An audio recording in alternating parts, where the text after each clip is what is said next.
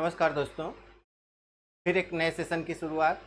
आइए हम लोग क्लास 6 की एनसीईआरटी का चैप्टर नंबर 7 के बारे में चर्चा करेंगे। उनमें कौन कौन से क्वेश्चन हैं उन्हीं की चर्चा की शुरुआत करते हैं। पहला क्वेश्चन क्या है, आइए देखते हैं। देखिए, पहला ही क्वेश्चन, यही क्वेश्चन पूछा भी गया था बीपीएससी में ना। तो शुरुआत करते हैं।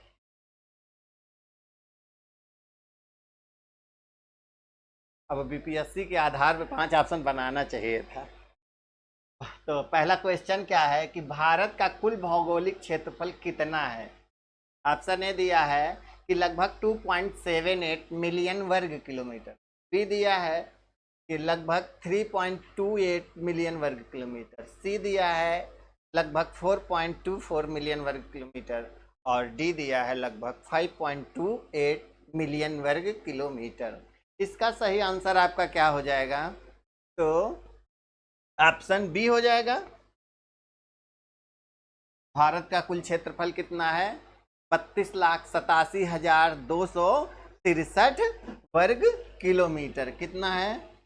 32,87,263 वर्ग किलोमीटर। ये हुआ आपका। अगला क्वेश्चन चले।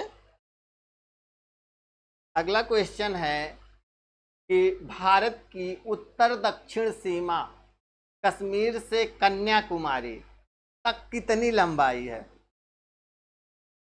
ऑप्शन ए लगभग 2500 किलोमीटर, बी लगभग 3200 किलोमीटर, सी लगभग 4000 किलोमीटर, डी लगभग 5000 किलोमीटर। तो इसका सही आंसर आपका क्या हो जाएगा? इसका सही आंसर क्या हो जाएगा? लगभग, अब ये टोटल नहीं है उत्तर से दक्षिण की लंबाई, ये क्या पूछ रहा है तो कश्मीर से कन्याकुमारी, इसलिए यह क्या है 3200। और वैसे भी अगर टोटल लंबाई लगभग में लिखा है तो हमको लग रहा है लगभग में संपूर्ण में दे दिया है। अगर कुल लंबाई की बात करेंगे उत्तर से दक्षिण की तो क्या हो जाती है? कितनी है टोटल लंबाई उत्तर से दक्षिण? 3233 किलोमीटर। ये आपकी, सॉरी 3214, सॉरी हाँ 3214 किलोमीटर। 2933 है। हाँ 3214 किलोमीटर, भाई देखिए दिमाग है। 3214 किलोमीटर ये आपका हो जाता है। यही है, देखिए झटके में 3214 किलोमीटर है। चलिए अगला। अगला है कि अरुणाचल प्रदेश से कच्छ तक भारत की पूर्व पश्चिम सीमा क्या है? अरुणाचल प्रदेश से कच्छ तक भारत की पूर्व पश्चिम सीमा क्या है? ये दिया है लगभग 1500 किलोमीटर, बी दिया है लगभग 2500 किलोमीटर, सी दिया है लगभग 2900 किलोमीटर, और डी दिया है क्या, लगभग 3500 किलोमीटर। तो ये आपका, इसका सही आंसर क्या हो जाएगा? ऑप्शन सी हो जाएगा ना। अरे मान लीजिए हम भारत बनाते हैं तो ये हमारा नया टाइप वाला मैप जो है, तो यही ऊपर से नीचे की लंबाई हो गई, और ये अब यही आपका 3214 और ये आपका 2933 किलोमीटर। इसका सही तो लगभग में है, इसलिए 2900 किलोमीटर इसका आंसर हो जाएगा। आइए, रूस में कितनी समय रेखाएं हैं? Option A 4, B 6, C 9, D 11। कितनी है? 11 मानक समय रेखाएं हैं। विश्व की दूसरी सबसे बड़ी जनसंख्या वाला देश कौन सा है? क्या किया जाए इसमें? तो 2011 की जनगणना ही अभी हुई है। तो उसी आंकड़े के आधार पर हम लोगों को चलना भी है। अभी जब नया आंकड़ा आएगा तब हम लोग पहुंच जाएंगे कहाँ, चीन पे। अभी क्या है, भारत विश्व की दूसरी सबसे बड़ी, और मान लीजिए दूसरा स्थान भारत का ही है। लेकिन एक रिपोर्ट आई है जिसमें भारत को सर्वाधिक दिखाया गया है ना। अब ये हो गया। आगे आगे है कि भौगोलिक निर्देशांक के आधार पर भारत किस गोलार्ध में स्थित है। तो उत्तरी गोलार्ध, दक्षिणी गोलार्ध, पूर्वी गोलार्ध, यह कौन सा महीना है।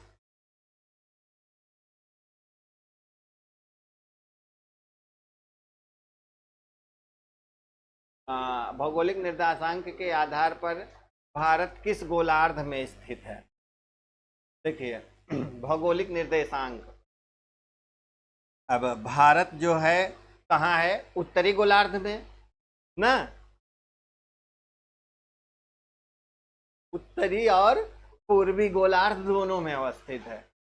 जब हम मैप हाँ, जब हम मैप बनाएंगे, मान लीजिए ग्लोब हो गया, विषुवत रेखा हो गई, ये मान लीजिए आपका 0 डिग्री देशांतर या प्रधान यामोत्तर कह लेंगे, देशांतर, या इसको प्रधान यामोत्तर कह लेंगे, या इसको 0 डिग्री अक्षांश कह लेंगे, या क्या कह लेंगे, इसको विषुवत रेखा कह लेंगे। तो इससे कहाँ भारत यहाँ पड़ता है, 8 या 6 डिग्री से 37 डिग्री, और कहाँ तो 67 डिग्री 68 डिग्री 8 मिनट से 7 मिनट से आपका 98 डिग्री 25 ना, 97 डिग्री 25, कितना 97 डिग्री 25 पूर्वी तक। तो यह आपका यहाँ से इस तरफ का पूर्वी, यहाँ से इस तरफ पश्चिमी, यहाँ से इस तरफ उत्तरी, और यहाँ से इस तरफ दक्षिणी। तो यह भारत जो है कहाँ है, दक्षिण पूर्व गोलार्ध में अवस्थित है। इसका क्या कहेंगे, तो सॉरी उत्तर पूर्व गोलार्ध में अवस्थित है। इसका सही आंसर आपका अगर इस तरह देखेंगे तो उत्तरी है ना, अक्षांशीय दृष्टि से ना, और देशांतरीय दृष्टि से क्या हो जाएगा, पूर्वी गोलार्ध में। तो दोनों दिया है ऑप्शन, तो ए और सी दोनों आंसर हो सकता है ना। तो बिहार वाला एक से अधिक, एक ऑप्शन और बना दिया जाए। आइए अगला, अगला क्या है कि भारत की मुख्य भूमि की अक्षांशीय सीमाएं क्या हैं। अब दिया है इसमें कि मुख्य भूमि दे दिया 5 डिग्री नॉर्थ से 30 डिग्री नॉर्थ, बी दिया है 10 डिग्री नॉर्थ से 35 डिग्री नॉर्थ, सी दिया है 8 डिग्री नॉर्थ से 37 डिग्री 6 मिनट नॉर्थ ना, 8 डिग्री 4 मिनट नॉर्थ से देखिए आइकॉन भी जो लगा है, ठीक है कोई बात नहीं, ये एक ही होना चाहिए, सेकेंड पे डबल लगता है। 8 डिग्री 4 मिनट नॉर्थ से 37 डिग्री 4 मिनट, और डी दिया है क्या 15 डिग्री नॉर्थ से 40 डिग्री नॉर्थ। इसका सही आंसर आपका क्या है, ऑप्शन सी। मुख्य भूमि भी लिखा है तो इसलिए यह 8 डिग्री 4 मिनट, यहाँ क्या है आपका, तो कश्मीर है, ओ सॉरी कन्याकुमारी, बताइए दिमाग कहाँ है आज, ये कन्याकुमारी है, और ये आपका क्या है, लद्दाख है। और लद्दाख का कौन सा स्थान है, तो इंदिरा काल है ना, जहां सबसे उत्तरी बिंदु माना जाता है। ये आपका कन्याकुमारी, कन्याकुमारी को एक और नाम से जाना जाता है, क्या कहा जाता है, केप ऑफ कमोरिन के नाम से भी जाना जाता है। ये हुआ। अगला क्वेश्चन चलें। अगला है आपका कि भारत की देशांतरी सीमाएं क्या है। 60 डिग्री पूर्व से 90 डिग्री पूर्व, बी में दिया है 65 डिग्री पूर्व से 100 डिग्री पूर्व, सी में दिया है 68 डिग्री 7 मिनट पूर्व से 97 डिग्री 5 मिनट पूर्व, और आपका दिया क्या है डी में 70 डिग्री पूर्व से 95 डिग्री पूर्व। इसका सही आंसर आपका ऑप्शन सी है। चलें अगला, अगला क्वेश्चन है कि भारत अपने पूर्वी और पश्चिमी छोरों के बीच समय में लगभग 2 घंटे का अंतर क्यों देखता है? ऑप्शन ए सौर समय में भिन्नता के कारण, बी चुंबकीय विसंगतियों के कारण, सी भौगोलिक बाधाओं के कारण, डी राजनीतिक निर्णयों के कारण। क्या हो जाएगा? सौर समय में भिन्नता के कारण पृथ्वी रोटेट कर रही है ना, और पृथ्वी का जैसे जहां भी सूर्य का प्रकाश लंबवत होता है वहीं मान लिया जाता है कि ये है। अब चलिए आगे चलें। अगला, किसी देशांतर रेखा को भारत का मानक देशांतर रेखा सॉरी किस देशांतर रेखा को भारत का तो मानक देशांतर रेखा माना जाता है? ऑप्शन ए 75 पूर्वी, फिर बी 80 पूर्वी, सी 82.5 पूर्वी, और डी क्या दिया है 85 पूर्वी। ये सब जैसे इंग्लिश में लिखा होना चाहिए ई ना, ईस्ट ईस्ट। अब वो भी ई ही मतलब ईस्ट हो गया। इसका सही आंसर आपका ऑप्शन सी। अगला, ये भारत के एकदम बीचों बीच से गुजरती है। अभी 11 नंबर क्वेश्चन है कि क्षेत्रफल की दृष्टि से कौन सा भारतीय राज्य सबसे बड़ा है? अब इसमें दिया है उत्तर प्रदेश, बी दिया है महाराष्ट्र, सी दिया है राजस्थान, डी दिया है मध्य प्रदेश। इसका सही आंसर आपका क्या है? राजस्थान। दूसरा स्थान किसका है? ये आपका पहला है, दूसरा ये है, सॉरी दूसरा ये है, तीसरा ये है, चौथा ये है। अब आप लोग बताइए पांचवा कौन सा है? पांचवा आपका देखिए, अभी तक जब तक जम्मू कश्मीर का विघटन नहीं हुआ था तब तक पांचवा जम्मू कश्मीर था। जैसे जम्मू कश्मीर राज्य का दर्जा समाप्त हुआ, फिर उसके बाद आपका क्या हुआ, नया राज्य वो मान लीजिए केंद्र शासित प्रदेश हो गया। तो इसलिए पांचवा स्थान अब गुजरात का हो गया है जम्मू कश्मीर विघटन के बाद। ये पांचवा स्थान, पहला राजस्थान, दूसरा मध्य प्रदेश, तीसरा महाराष्ट्र, चौथा उत्तर प्रदेश, पांचवा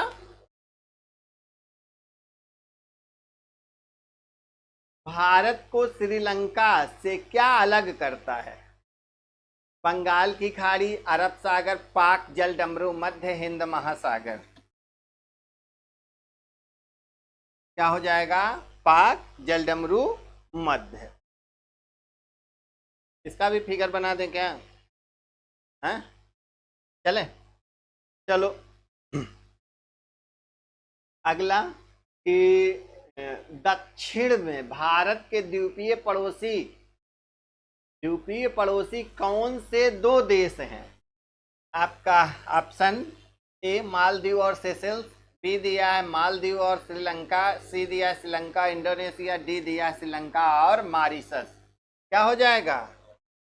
मालदीव और श्रीलंका हो जाएगा। चलिए अगला, जलोढ़ निक्षेप मुख्यतः किससे बने होते हैं? ऑप्शन ए रेत, बी मिट्टी, सी कंकड़, डी महीन मिट्टी। बोलो क्या हो जाएगा? क्या हो जाएगा? जलोढ़ निक्षेप महीन मिट्टी होगा, मिट्टी ही नहीं महीन मृदा, समझे? हाँ चलिए अगला चलें, वो बांगड़ हो जाएगा नहीं।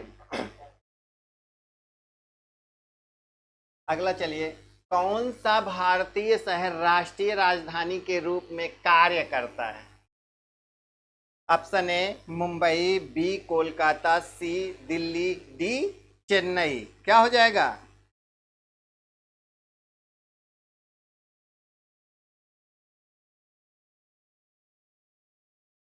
दिल्ली। अगला, अगला दिया है कि भारत में किस पर्वत श्रृंखला को बर्फ का निवास कहा जाता है? अरावली पर्वत श्रृंखला, पश्चिमी घाट, पूर्वी घाट और हिमालय। क्या हो जाएगा? हिमालय। अगला चलें, बर्फ का घर है भैया ना। चलिए अगला, अगला क्वेश्चन है कि हिमालय की सबसे उत्तरी श्रेणी कौन सी है?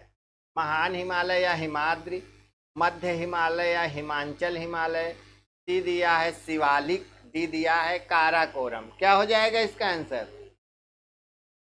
क्या हो जाएगा?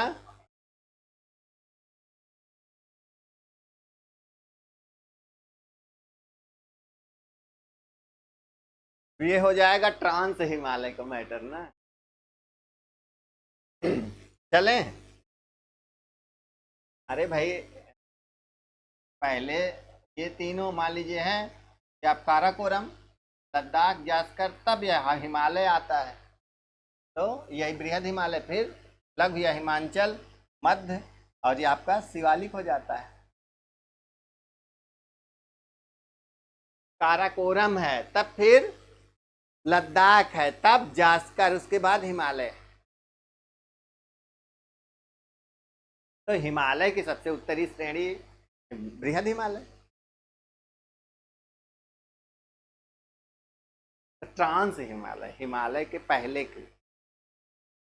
चलिए,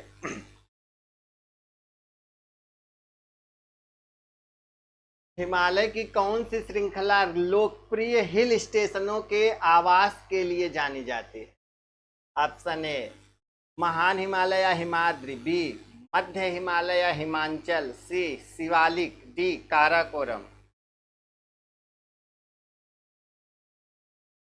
मध्य हिमालय या हिमांचल ना, क्योंकि इसी में शिमला है ना, इसी में आपका कुल्लू है, मनाली है, हाँ, कश्मीर भी आपका बृहद हिमालय और मध्य हिमालय के मध्य में है। तो ये सब जितनी घाटियां हैं, जहाँ हिल स्टेशन, जहाँ घूमने लायक स्थान है, सब आपके मिडिल हिमालय में ही पाए जाते हैं। चलिए आइए अगला, खाना बैक हो जाएगा। अगला है क्या कि भारत में कौन सी नदी प्रणाली विश्व का सबसे बड़ा डेल्टा बनाती है? Ganga Yamuna, B Ganga Godavari, C Ganga Brahmaputra, D Brahmaputra Sindhu.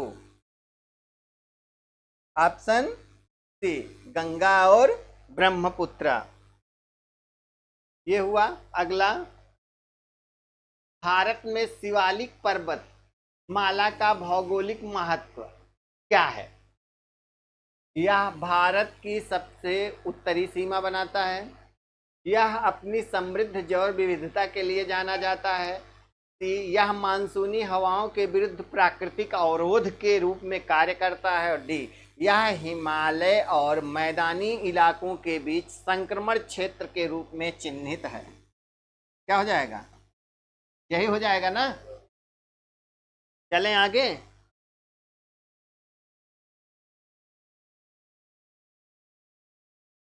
हाँ, तो जो हिमालय है उसके बीच में संक्रमण क्षेत्र ही है, कहीं बहुत ज़्यादा ये पाया ही नहीं जाता। उधर चलेंगे पश्चिम में तो पोतवार का पठार, फिर उसके बाद आते हैं तो दून द्वार, जो देहरादून वगैरह का जो क्षेत्र है, हरिद्वार वगैरह, उसके बाद और नीचे चले आते हैं जो गोरखपुर में आपका थोड़ा सा वही हुंडवा की पहाड़ी, और इसके बाद बिहार में आते हैं तो कौन सी मिल रही है? सोमेश्वर की पहाड़ी, और बिहार में ही उसमें नेपाल में इसको क्या कहते हैं तो चुरिया मुरिया पहाड़ी के नाम से यह जाना जाता है। उसके बाद यह सब मतलब आगे बृहद और सॉरी शिवालिक श्रेणी और ये मध्य हिमालय एक दूसरे से मिले हुए ही है। चलें आगे। इन सब के लिए बढ़िया से क्लास करनी पड़ेगी, क्लास किया जाए तब तो और बेहतर होगा। एक एक चीज बताएं, समय दें, तब तो होगा। चलिए, उत्तरी भारतीय मैदानों के निर्माण में कौन सी नदियां योगदान देती हैं?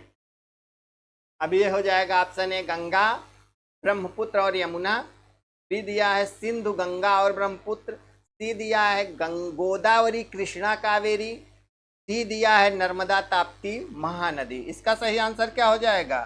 सिंधु गंगा एवं ब्रह्मपुत्र का मैदान, इसी से आपके उत्तर भारत के मैदान का निर्माण हुआ है। आज क्वेश्चन बहुत अच्छी जगह रखा है, मैं भी दिख रहा हूं ना। कम से कम यहाँ खड़े रहो तो क्वेश्चन भी दिख रहा है, मैं भी दिख रहा हूँ। नहीं कल तो ऐसे रहता था, आधी बात चली जाती थी, थोड़ा समय आगे आता तो भले दिखता था। चलो 22 नंबर, भारत के पश्चिमी भाग की कौन सी भौगोलिक विशेषता है? अब दिया है दक्कन का पठार, पूर्वी घाट, पश्चिमी घाट, और डी दिया है महान भारतीय रेगिस्तान। इसका सही आंसर आपका क्या हो जाएगा? पश्चिमी घाट ना। कोई दिक्कत तो है नहीं? आगे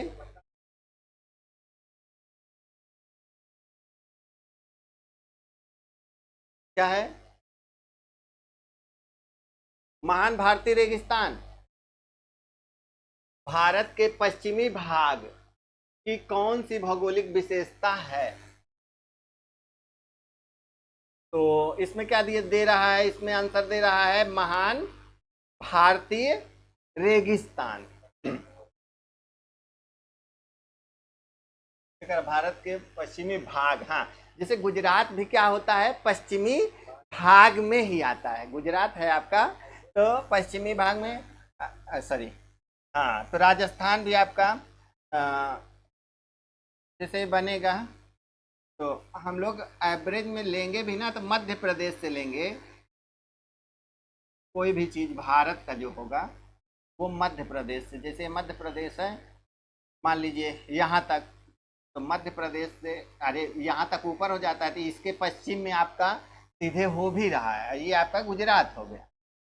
और जो आपका ये हो जाता है ऐसे यहाँ से देखा जाता है जैसे अरब सागर या पश्चिमी घाट, तो ये दक्षिण पूर्व का सॉरी दक्षिण पश्चिम का लिया जाता है, और इसको क्या यहाँ से तो हाँ, और इसीलिए देखिए पूर्वोत्तर हो जाता है। और इसी में देखिए जब हम लोग पढ़ते हैं तो छोटा नागपुर के पठार को पूर्वी भाग में इसीलिए कहते हैं। क्यों कहते हैं? कि यह मध्य प्रदेश के पूर्व में। घाट जैसे पूर्वी घाट का मतलब ये पूर्व की तरफ का घाट हो गया, ये पश्चिम की तरफ है ना, तटीय क्षेत्र। क्या? हाँ, इसका आंसर हो गया क्या? देखिए भाई ये ना, महान भारतीय रेगिस्तान। चलिए अगला, अगला है कि कौन सा क्षेत्र उत्तरी भारतीय मैदान के दक्षिण में स्थित है? अब इसमें देखिए लिखा है कि पूर्वी घाट, बी दक्कन का पठार, सी पश्चिमी घाट, डी महान रेगिस्तान। इसका सही आंसर आपका क्या हो जाएगा? दक्कन का पठार, ये पूरा भाग ही हो जाएगा। चलिए अगला दिया है कि उत्तरी भारतीय मैदानों की प्राथमिक भौगोलिक विशेषता क्या है? पर्वतीय, ऑप्शन ए पर्वतीय क्षेत्र, ऑप्शन बी शुष्क जलवायु, सी उपजाऊ जलोढ़ मिट्टी, डी घने जंगल। क्या हो जाएगा? उपजाऊ जलोढ़ मिट्टी। अब आप देखिए कि गोरखपुर का और गोरखपुर के उस तरफ के जो क्षेत्र हैं विश्व के सबसे अच्छी मृदा मानी जाती है, सबसे उपजाऊ मृदा है। चलिए तो लग रहा है लास्ट है कि अभी है? 30 है इसमें ना। प्रायद्वीपीय पठार के निर्माण में कौन सी नदियां योगदान देती हैं? ऑप्शन ए गंगा और ब्रह्मपुत्र, बी गोदावरी कृष्णा कावेरी, सी सिंधु और झेलम, डी नर्मदा और ताप्ती। बताइए। बी ना, गोदावरी कृष्णा कावेरी। हाँ, अगला क्वेश्चन है कि कौन सी पहाड़ी श्रृंखला उत्तर पश्चिम की ओर भारतीय पठार की सीमा बनाती? अब देखिए ऑप्शन ए अरावली, बी बताया विंध्य, सी सतपुड़ा, डी पश्चिमी घाट। इसका आंसर क्या है? अरावली।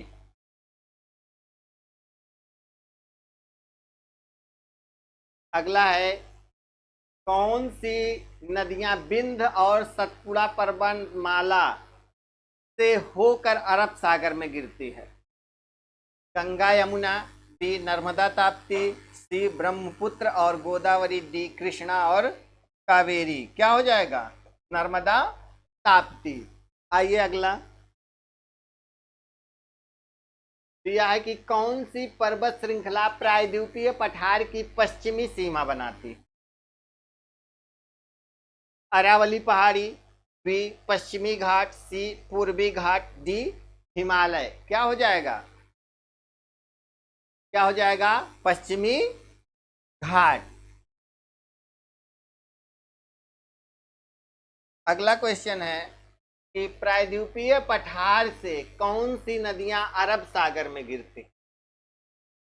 गंगा और यमुना, बी गोदावरी कृष्णा, सी ब्रह्मपुत्र और महानदी, डी क्या कहा? नर्मदा और ताप्ती। तो इसका सही आंसर नर्मदा और ताप्ती है। अगला क्वेश्चन है कि प्रायद्वीपीय पठार में कौन से खनिज संसाधन प्रचुर मात्रा में पाए जाते हैं? ऑप्शन है सोना और चांदी, बी कोयला और लौह अयस्क, सी हीरा और पेट्रोलियम, डी तांबा और जस्ता। सही आंसर क्या हो जाएगा? कोयला और लोहा प्रचुर मात्रा में पाए जाते हैं। इस तरह आज आपका क्लास 6 का 7वां चैप्टर समाप्त होता है और इस 7वें चैप्टर में आपका समाप्त 8वां चैप्टर भी समाप्त है। अब आप लोगों का क्लास 6 पूरा हुआ। अब हम जब मिलेंगे नेक्स्ट क्लास में तो क्लास 7 का एक चैप्टर हो गया है, क्लास 7 के सेकंड चैप्टर हो गया, क्लास 7 का 3rd चैप्टर की शुरुआत करना है। तो इस क्लास को यहीं ब्रेक करते हैं, मिलते हैं नेक्स्ट क्लास में नए जोश के साथ। Thank you, I love you.